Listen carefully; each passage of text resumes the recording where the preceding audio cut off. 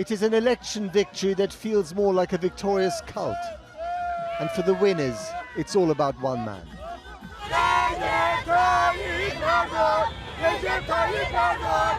His name and his face are ubiquitous. Recep Tayyip Erdogan has become the envy and the model of autocrats around the world. Yes, almost half the country may loathe him, but more than half the country adore him.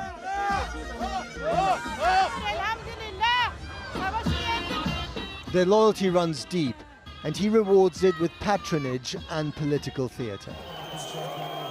This was in Ankara in front of the presidential palace.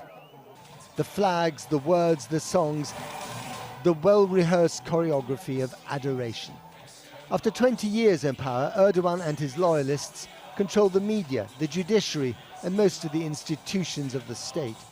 From his balcony, he appealed solemnly for unity while dividing the nation and the world into those who are with him and those who are against him. Tamamı kazanmıştır. No one has lost today.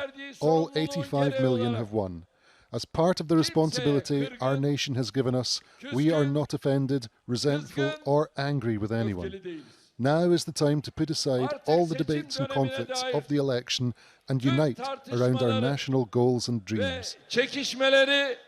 That palace, by the way, cost £500 million, boasts over 1,000 rooms, and Erdogan built it while destroying prosperity with his unorthodox economic policies. But his supporters don't much care. Remember that phrase, it's the economy, stupid. Whether good or bad, that's what decides elections. But that's not the case here in Turkey, where the economy has frankly been tanking for years, and of late in a spectacular fashion. What's decisive here is power, personality cult, the power of the president and his patronage. That's what populism looks like. We are together. We are one. We are very happy. I love you, Erdogan. Erdogan, he is strong man, strong man. And what does it mean for Turkey that he's now going to be president for another 5 years? I am sure, and the people sure, Mr. Tayyip Erdogan, he has a good plan for the next year.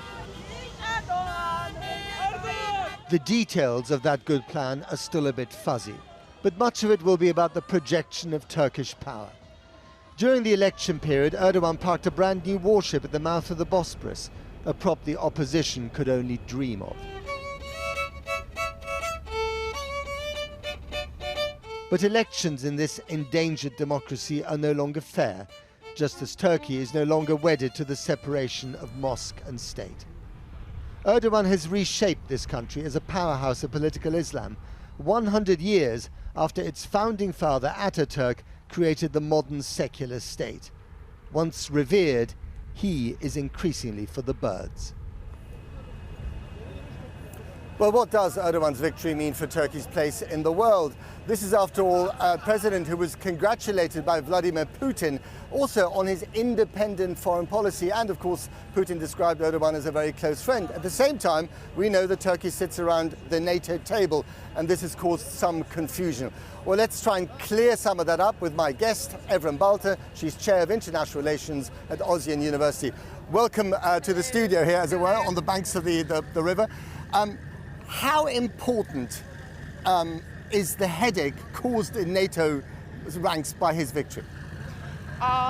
Probably Sweden's NATO membership is going to stay on the table for a while because Turkey wants to negotiate further with the West in return for Turkey's, the things on the table are Turkey wants to return to the F-16 program. Yeah. So they want American fighter jets. The Americans have said you're not going to have them, but they seem to be softening their stance on that.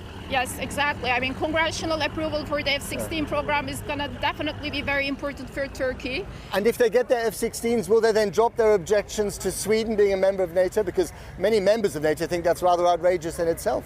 That is possible. I think President Erdogan's foreign policy has not been very predictable in that sense. He always had this very flexible approach, and which has been unnerving to many people in the West. That's true. But on purpose, right? And he wants to keep it that way. That's true as well. I mean, flexibility gives him a lot of power on the negotiation table, exactly. Is he going to move closer to Putin? I don't think so. I think one of the things that President Erdogan has been pursuing is a balancing approach, and he's going to continue the balancing approach as well. Neither West nor Russia. He wants more autonomy in foreign policy, and that's going to continue, I think. What about China? There are huge economic issues here. We have no idea how they're going to pan out, whether he's going to improve the situation or not. Do you think he might come to China with a begging bowl to help him out? That is also difficult, I will say. I mean, definitely Turkey's economic imperative and the crisis of the economy that Turkey is currently experiencing is going to shape a lot in its foreign policy. But I don't think China is going to be the main foreign policy partner for Turkey. Definitely there is going to be a lot of economic coordination and cooperation. But in terms of foreign policy coordination, I don't think so. Then you've got 3 million Syrian refugees in this country. I mean, that is an astonishing Maybe number. more, yes. Maybe more. I mean, some people say as many as 4 million. We know that the opposition suddenly changed tack in the middle of the election campaign and said, you know what, these people need to be deported. His position on that has been much more nuanced, right? Why is it more nuanced? And what does he want? Well, basically, he's the one who basically taken the refugees, and you know that we have seen in the past that refugees has been used as a negotiation tool as well towards the West, and I think that's going to continue. I mean, one of the things that is on the table is basically the Western governments, the EU governments wants Turkey to have more control over irregular migration. Right. I don't think... Because Turkey could open the taps, couldn't they? That is they true. could send those refugees back towards Europe, and that would create a problem for Germany and Italy, if they wanted to. That could be very difficult, actually. I don't think that's going to happen. I mean, that is definitely going to stay on the table, as I said, but I don't think it is going to be actualized. It's very difficult to send the refugees to Europe. And but not right now, the agenda in Turkey, the domestic political agenda has shifted towards anti-immigration. And I don't think Erdogan is going to be pro-immigrant even in the near future. I mean, stay pro-immigrant even in the near future. So maybe sending them back to Syria could be much more emphasized. How would you characterize Turkey's position in the world? I mean, it's such a kind of ambiguous and complex country, but it's big and it matters. It has a powerful military. It is playing both sides. How would you sum it up? Well, specifically, it's the regional power, mid-regional power, very influential in the region, and that including the Middle East. Including the Middle East. I mean, when I say region, Middle East, Central Asia, and Caucasus.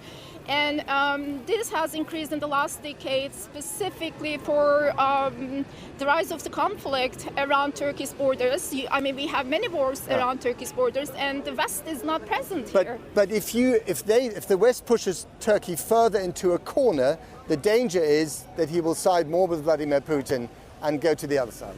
I don't think that's going to happen again. I mean, the existential threat or the ontological threat perception that Turkey gets from Russia is as much as it's with the other nations as well. So I think Turkey would want to balance its foreign policy towards Russia as well. And we'll be watching. Evren Balta, thank you very much indeed.